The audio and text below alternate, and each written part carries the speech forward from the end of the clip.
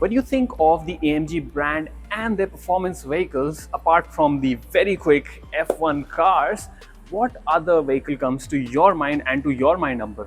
Well, according to me, Akash, it has to be the two-door GTR. An amazing choice. That is a quick vehicle. But what if I told you that there's another AMG vehicle, a new one, that is 100 horsepower clear of the GTR, and it's a four-door coupe which is practical? Really? Well, let's find out more. Let's go. This is the Mercedes-AMG GT, 63S E-Performance. and it's a car, well, you need two people to just take the entire name, but to back it up, it does have a lot of power and a lot of tech. In fact, this is the most powerful AMG ever. And let us tell you where all that power comes from.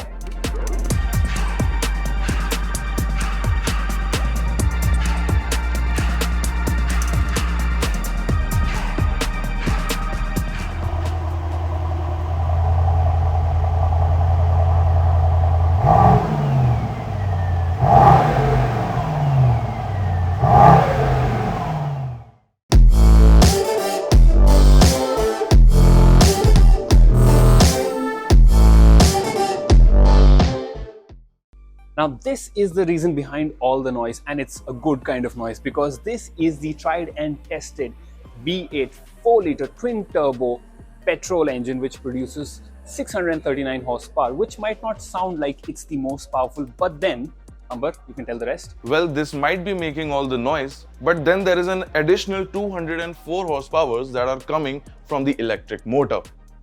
And that comes to a grand total of 842 horsepowers. Which definitely is a lot compared to the GTR, which was in the territory of 720 horsepower, if I believe I'm correct. But there's another interesting thing, the torque that it generates. Now, you remember the EQS, which we drove not too long ago, that produces a massive 1000 Newton meters of torque, just a little over 1000. But this one, well, Amber, what is the figure? Tell us. Well, it makes more than 1400 Newton meters of torque, which propels this 5 meter long, 2.3 ton heavy beast from 0 to 100 in just 2.9 seconds and gives it a top speed of 316 kmph. Also, the 6.1 kilowatt hour battery inside, well, it gives about 12 kilometers of all electric driving, but it can go up to 130 kilometers only on electric mode as well. Akash, an observation here. Based on the horsepower figures that we just discussed, this 63 SE performance is basically equal to 4 XUV 700s put together, right? Yes, and also you can throw in an Apache RR 310 for good measure. Of course. Let's not dwell on the design too much because it's not really changed a whole lot. If you've seen a modern day Mercedes vehicle, then this will look very familiar, but that does not take away from the fact that it looks absolutely stunning. It looks beautiful. You have very clean surfaces all around. The hood obviously has these two very nice character lines, but all across you can see it's a very nice curved design. At the front you have these LED headlamps which do illuminate the road very nicely. These are multi-beam lights, very sophisticated stuff. You also have a splitter at the front, big air dams, and this Mercedes grille with the vertical slats. Over on the side, now I really love the decal on the side, which gives it a nice racy stripe kind of deal. And the 21-inch alloy wheels which are fitted onto this vehicle. Well, I'm a little conflicted about the design. I'm not completely against the design nor completely in favor of it. I do think that they look good from a distance, but when you get closer, the circular elements within the alloys, I'm kind of not completely sold on. So I would love to know your opinion. What do you think of this design? And within the alloys are very large carbon ceramic brakes, which should give this vehicle very good stopping power, which it will need considering how fast, how quick it can be. Finally, coming to the back, well, Amber will tell you about some interesting things that are happening at the tail end of this vehicle.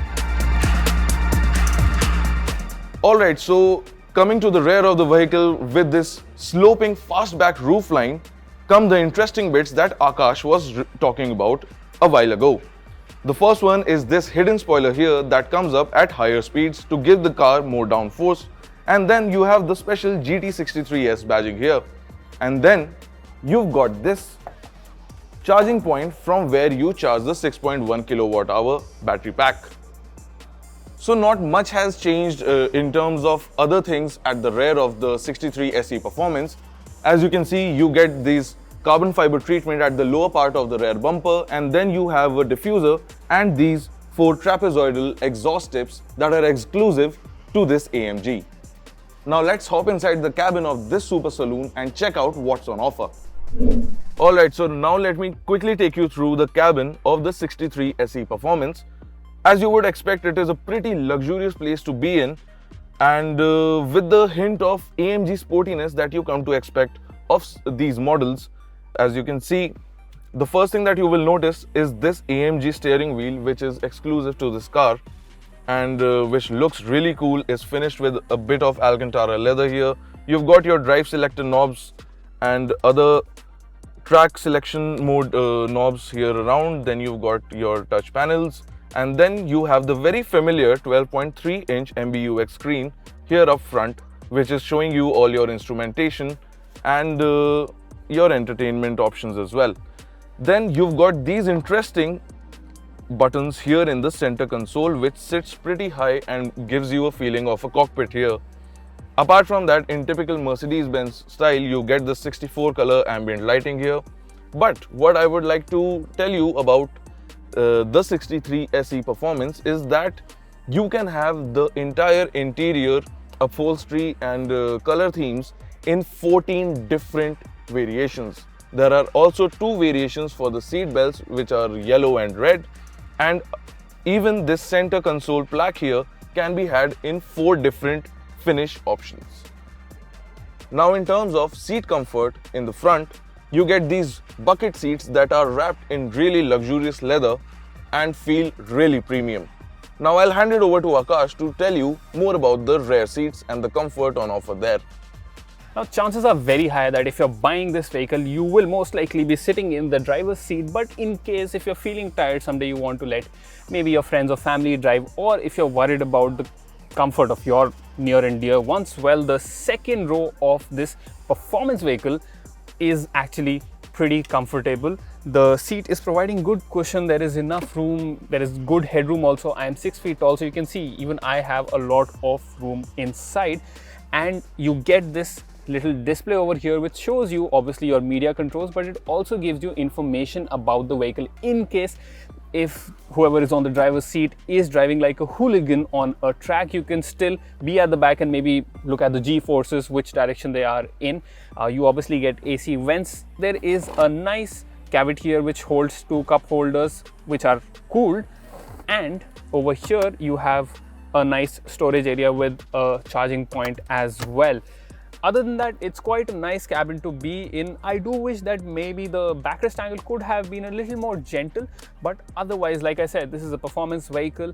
So by that standards, I would say this is quite a comfortable cabin which people can sit in and go on for long journeys.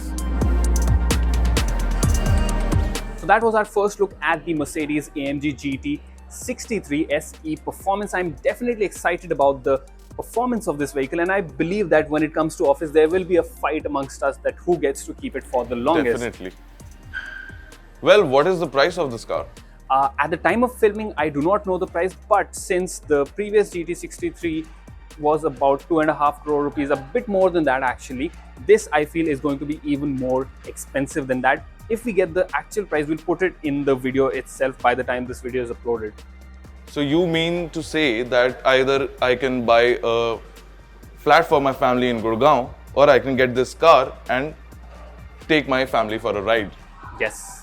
What would you choose? I would go for the car. Well, on that note, we will end this video. If you like the information that was provided, do hit the like button. Comment down below if you have any comments about this beautiful vehicle, and hit that subscribe button. Until the next time, this is Amber and Akash signing off. Bye-bye.